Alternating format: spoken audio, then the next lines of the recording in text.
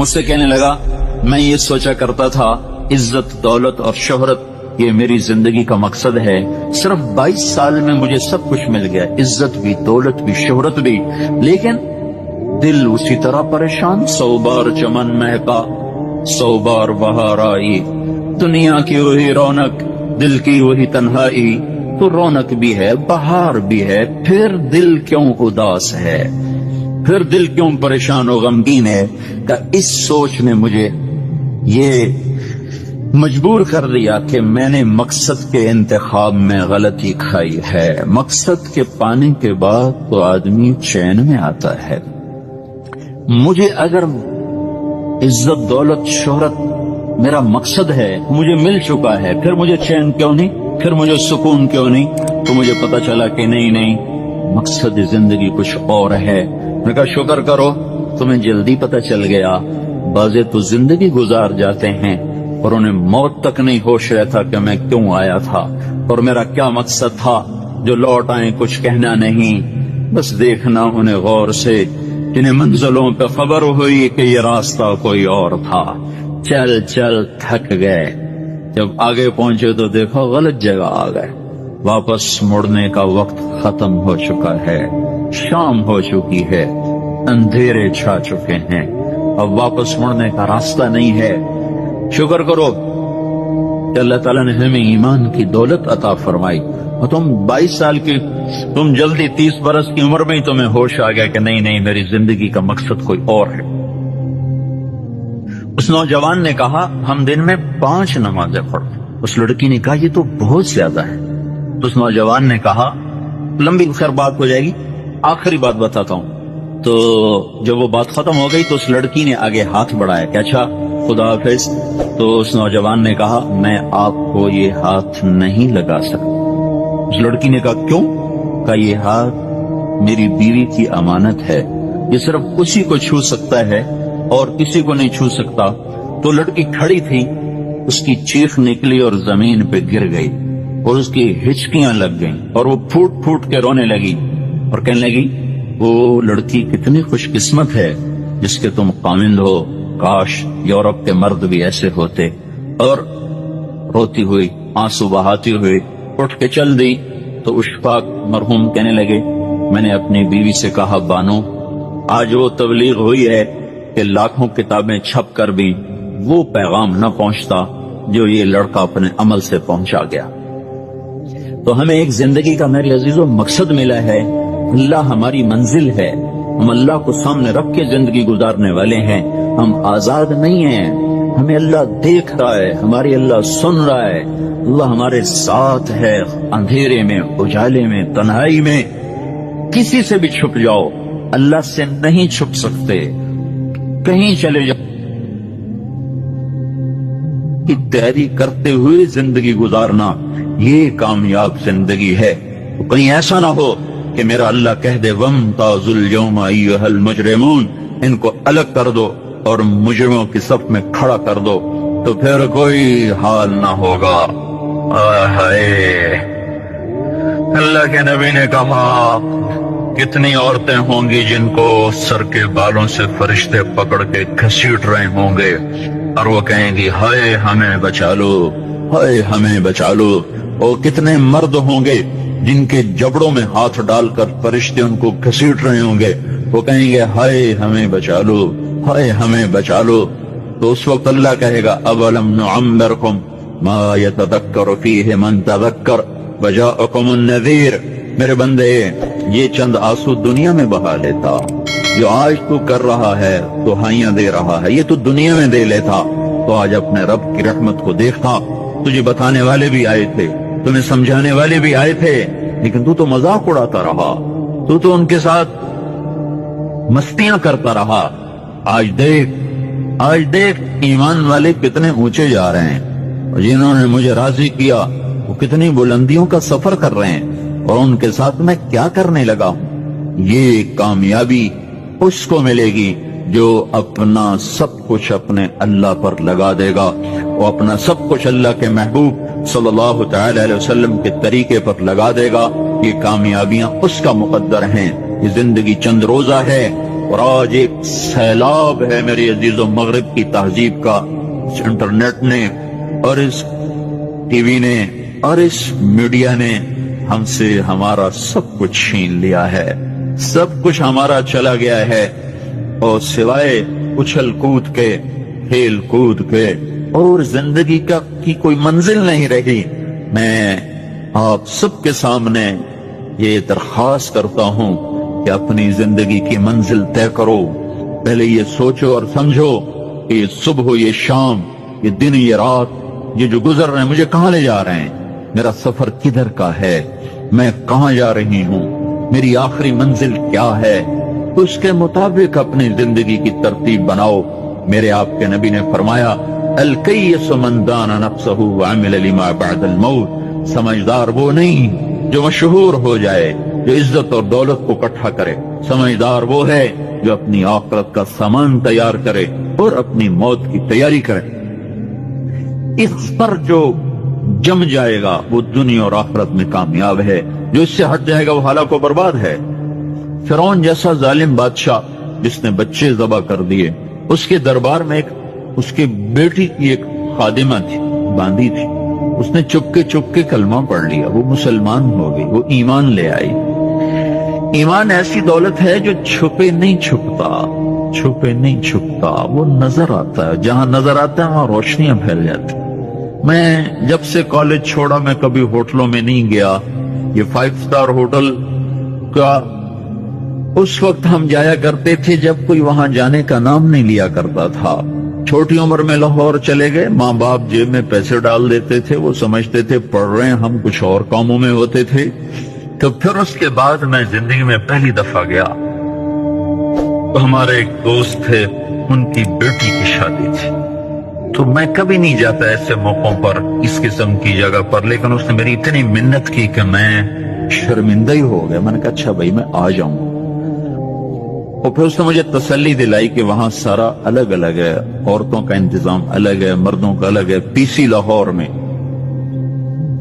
تو میں نے کوئی 30-32 برس کے بعد اس ہوٹل میں قدم رکھا، ماضی کے دھندلکوں میں جھانکتے کتنی صبحیں کتنی شامیں وہاں گزری ہوئی تھیں غفلت کی۔ تو میں جب وہاں سے نکلنے لگا کھانے کے بعد، تو عورتیں نکل رہی تھیں، اکثر بے پرد تھیں، تو وہاں گیلری میں مجھے کسی نے روک لیا، مجھ سے بات کرنے لگ گیا، میں کھڑا ہو گیا، دائیں بائیں کچھ اور عورتیں کھڑی تھی، اتنے میں سب کی نظر پیچھے لگی، عورتوں کے بھی مردوں کی بھی۔ تو مجھے سمجھ میں نہیں آیا کہ یہ نظریں پیچھے کیوں اٹھ رہی۔ کیا دیکھا، میرے قریب سے ایک خاتون گزری جو سر سے لے کر پاؤں تک مکمل برقعے میں، ہاتھوں پہ بھی دستانے تھے اور پاؤں میں جرابیں تھیں، اور ایک بالکل سادہ سا برقع انہوں نے پہنا ہوا تھا۔ جب وہ گزری ہے تو ایک دم سناٹا چھا، سارے عورتوں پر بھی سارے مردوں پر بھی۔ تو مجھے اس وقت خیال آیا کہ یہ ہے، یہ سورج جب چمکتا ہے تو ہر ایک کو اس کی روشنی نظر آتی ہے۔ وہ عورت اتنے اعتماد سے گزری، ورنہ ایسے ماحول میں تو جنہوں نے پردے کیے ہوتے ہیں وہ پردے اتار دیتے، سر سے دوپٹے اتار دیتے، وہ اس میں اس طرح گزری، سب کی نظریں شرم و حیا سے جھک گئیں۔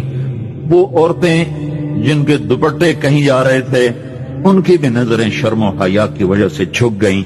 یہ مسلمان عورت کی پہچان ہے، یہ فاطمہ کی بیٹی ہے، یہ خدیجہ کی بیٹی ہے، یہ مغرب کی ننگی بیٹی نہیں ہے کہ جہاں ماں بیٹی کا تصور ختم کر دیا گیا ہے۔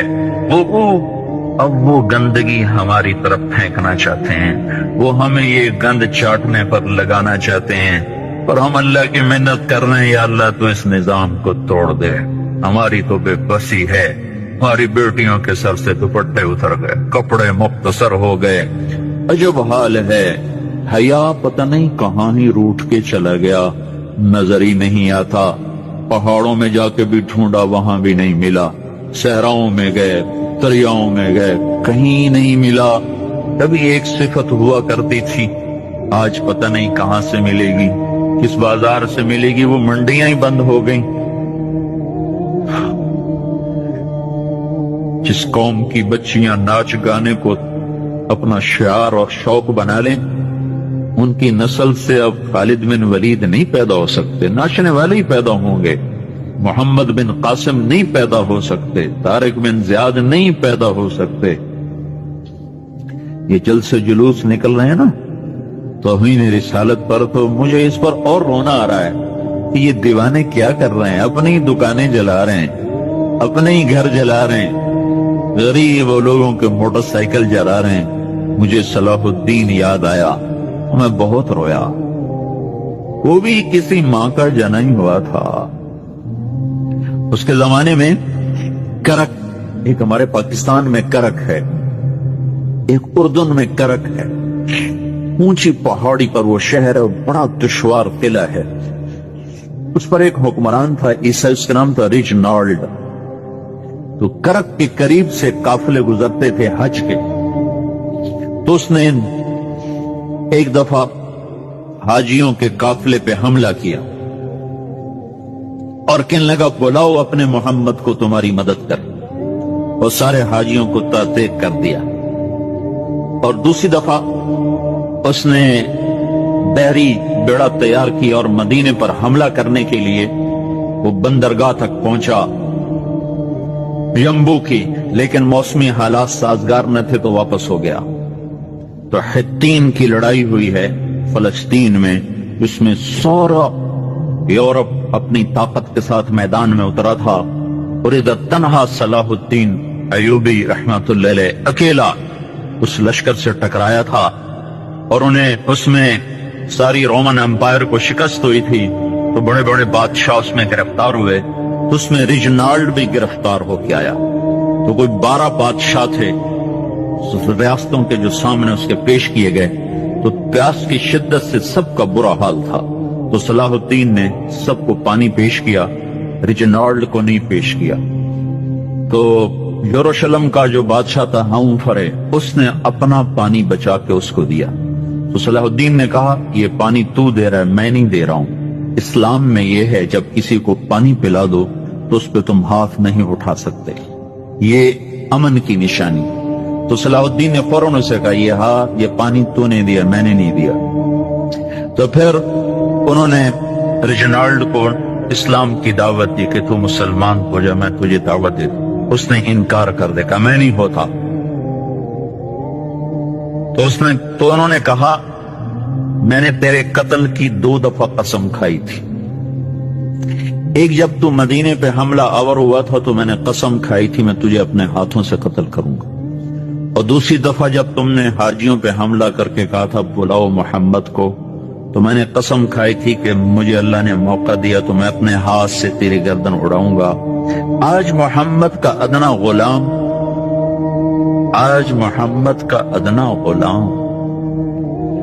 तेरी उस बात पर ये फरीजा अदा करने के लिए आ रहा है।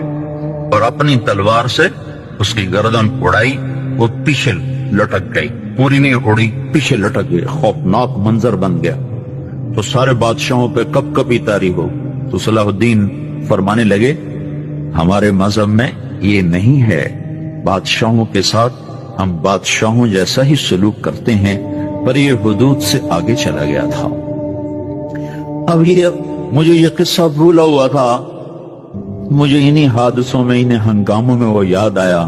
तो बात तन्हाइयों में बैठ के बेबसी के आंसू बह जाते हैं और इसके सिवा कोई चारा नहीं है। हमारी सारी नस्ल मौसीकी में डूब चुकी है। जो बदन सुरताल पे थरकते हों, जो बदन मौसीकी के ऊपर हिलते हों, रक्स में आते हों, उन पे कांटे ही उगेंगे, उन पे सलाहुद्दीन का फूल नहीं उग सकता, उन मोहम्मद बिन कासिम के फूल नहीं उग सकते। बांझ हो गई है हमारी नस्ल। और ये यूरोप का शहर है जो चल गया है, हमारी बेबसी है, हमारी बेबसी है।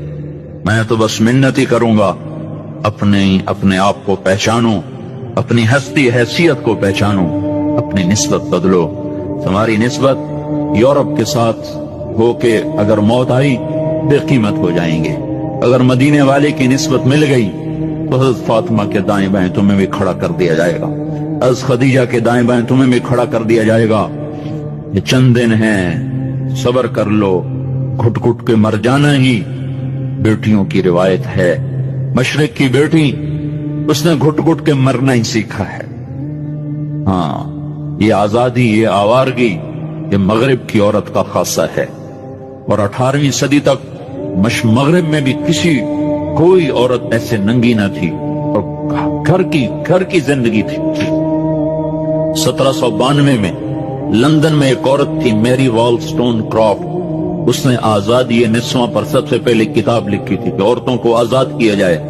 اس آزادی کا زہر ہے جو آج بھرا ہوا ہے۔ پھر اسی لندن میں 1792 1998 200 سال گزرے کہ اسی انگلینڈ کا سروے کیا گیا، عورتوں سے پوچھا گیا تم گھریلو خاتون بن کے رہنا چاہتی ہو جو اسی طرح جیسے آج زندگی ہے؟ 98% عورتوں نے کہا ہم گھر کی خاتون بن کے رہنا چاہتی ہیں، لیکن ہمیں خامد میسر نہیں ہے، ہمیں بوائے فرینڈ ملتے ہیں جو ٹیشو پیپر کی طرح مسل کے ہمیں پھینک دیتے ہیں۔ تو اس غلاظت کا انہیں بھی پتہ چل چکا ہے، لیکن اب وہ نکل نہیں سکتے۔ جو نکالنے والے تھے وہ خود اس پر ریچھ گئے۔ نکالنا ہم نے تھا، ایمان والوں نے، ہم خود اس زندگی پر ریچھ گئے ہیں۔ اپنے آپ کو نکالو اس دلدل سے۔ ہماری عورت، ہماری بیٹی کی عزت یہ نہیں ہے کہ وہ زینت محفل بن کے بیٹھی ہو، ہماری بیٹی کی عزت یہ ہے کہ اس کا ناخن بھی نظر نہ آئے۔ ہماری معراج یہ نہیں ہے کہ وہ اسٹیج پہ ناچ رہی ہو، ہماری معراج یہ کہ وہ رات کی تنہائی میں قرآن کے سامنے بیٹھ کے رو رہی ہو۔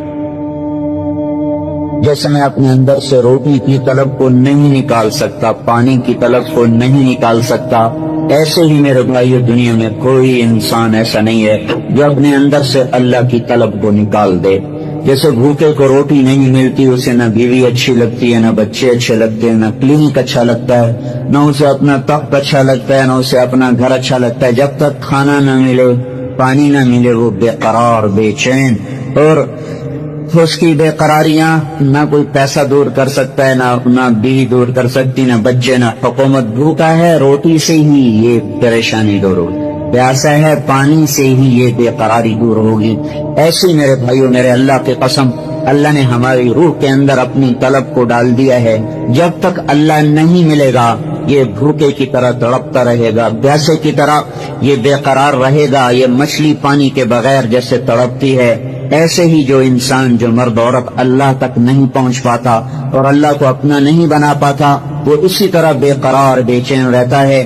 اب چونکہ اللہ تو ملا نہیں ہے اور اندر کی بے قراریاں ہیں، وہ کبھی اس کو شکلوں میں ڈھونڈتا ہے، کبھی اسے شراب میں ڈھونڈتا ہے، کبھی نغموں میں ڈھونڈتا ہے، کبھی سیر کے لیے نکلتا ہے، پہاڑوں کی چوٹیوں میں ڈھونڈتا ہے، کھلے میدانوں میں ڈھونڈتا ہے، رقص گاہوں میں جا کے اس اندر کی بے قراریوں کو دور کرنے کا سامان تلاش کرتا ہے۔ خوبصورت شکلوں سے ہم آغوش ہونے میں اس سامان کو تلاش کرتا ہے، بڑے بڑے منصب اور مرتبوں کو طے کرنے میں، سر کرنے میں وہ اپنے لیے اس بے قراریوں کو تلاش کرتا ہے۔ لیکن میرے بھائیو، میرے رب کی قسم، جب تک اللہ نہیں ملتا یہ بے قراری بڑھتی رہتی ہے۔ جو ہی اللہ ملتا ہے، ایسے جیسے زخم پہ مرہم لگا، اور جیسے تھکے ہوئے کو بستر ملا، جیسے بھوکے کو روٹی ملی، جیسے پیاسے کو پانی ملا، جیسے بھٹکے ہوئے کو راہ ملی، جیسے مسافر کو گھر ملا، جیسے یہ بے قراریاں قرار میں بدلتی ہیں، ایسے میرے بھائیو جس بھائی کو، جس مرد عورت کو اللہ مل جاتا ہے، وہ اس سے زیادہ قرار پا جاتا ہے، چین پا جاتا ہے، سکون پا جاتا ہے۔ جس کو اللہ کہتا ہے الا، چیلنج ہے میرا، الا سنو، الا پہاڑ والو تم بھی سنو، الا میدان والو تم بھی سنو، الا شہر دیہاتی تم بھی سنو، کالے گورے الا الا الا، سنو جن و انس سنو، کالے گورے سنو، مرد عورت سنو، مالدار فقیر سنو، خوبصورت بدصورت سنو، کیا ہے؟ بذکر اللہ تطمئن القلوب، صرف اللہ کی یاد میں چین پاؤ گے۔ شکرا لک ربی، حمدا لک ربی،